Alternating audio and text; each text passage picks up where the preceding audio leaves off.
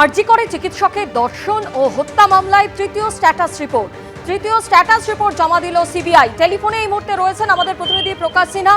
প্রকাশ, এই যে তৃতীয় স্ট্যাটাস রিপোর্ট সিবিআই এর তরফে জমা দেওয়া হয়েছে তাতে ঠিক কি রয়েছে, কি জানতে পারছো সিবিআই সূত্রে? দেখো, তোমাকে বলি যে আজকে তৃতীয় স্ট্যাটাস রিপোর্ট সিবিআই তরফে জমা দেওয়া হয় এবং সেখানে বলা হয় যে একাধিক ব্যক্তিদের তারা জিজ্ঞাসাবাদ করেছে, নতুন করে বেশ কিছু সিসিটিভির ফুটেজ তারা খতিয়ে দেখছে। কিন্তু আজকে দেখলাম আমরা কোর্টে, শিয়ালদা কোর্টের ভেতরে যখন এই মামলার শুনানি চলছিল তখন পরিবারের তরফে যে আইনজীবীরা কোর্টে হাজির ছিলেন তারা কিন্তু বিস্ফোরক অভিযোগ আনেন। তারা একটি খামবন্ধ রিপোর্ট বিচারককে দেন এবং তারা বলেন, অর্থাৎ পরিবারের আইনজীবীর তরফে সওয়াল করা হয় যে তারা একাধিক প্রশ্ন সিবিআইয়ের কাছে করেছিলেন এবং সেই প্রত্যেকটা প্রশ্নের উত্তর তারা কিন্তু এই রিপোর্টে জমা দিচ্ছেন কোর্টের কাছে, বিচারকের কাছে। এবং বিচারকের কাছে তারা আবেদন জানান যে বিচারক দেখে নিন আপনারা কেসটি দেখে যে এই লাইনে তদন্ত হচ্ছে কিনা।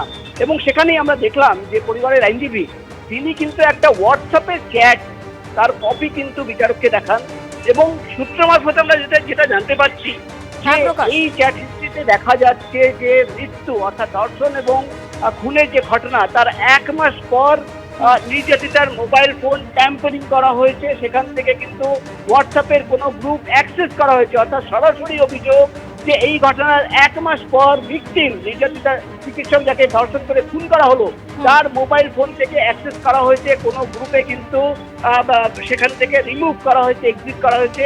এখানেই কিন্তু পরিবারের আইনজীবীর প্রশ্ন যে এই ঘটনার 1 মাস পর কিভাবে এই মোবাইল ফোন অ্যাক্সেস কেউ করতে পারে, কিভাবে একটা গ্রুপ থেকে সেই নাম্বার এক্সিট করতে পারে। অর্থাৎ অভিযোগ আনা হচ্ছে যে পুরোটাই কিন্তু ট্যাম্পারিং করা হয়েছে। সব মিলিয়ে কিন্তু এই মুহূর্তে আমরা দেখতে পাচ্ছি পরিবারের তরফে যে রিপোর্ট জমা দেওয়া হয়েছে সেটা কিন্তু বিচারক এখন খতিয়ে দেখছেন। ধন্যবাদ প্রকাশ। বিক্ষোভের নামে বিকাশ ভট্টাচার্য সহ আইনজীবীদের উপর চড়াও বিচারপতির দৃষ্টি আকর্ষণ। বিচারপতি বিশ্বজিৎ বসুর দৃষ্টি আকর্ষণ আইনজীবীদের। প্রধান বিচারপতি দেখছেন, তবে এটা সহ্য করা যায় না, মন্তব্য বিচারপতি বিশ্বজিৎ বসু।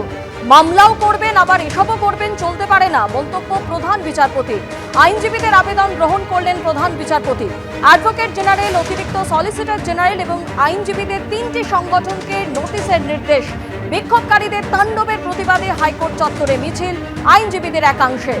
আইনজীবীদের উপর চড়াও, হাইকোর্টে অতি দ্রুত শুনানির সম্ভাবনা। 25শে এপ্রিল হাইকোর্ট চত্বরে বিকাশ ভট্টাচার্য, ফিরদৌস শামীম ও সুদীপ্তদের উপর বিক্ষোভকারীদের চড়াও। বিক্ষোভের নামে আইনজীবীদের উপর চড়াও, শারীর শিক্ষা, কর্মশিক্ষার চাকরি প্রার্থীদের একাংশ।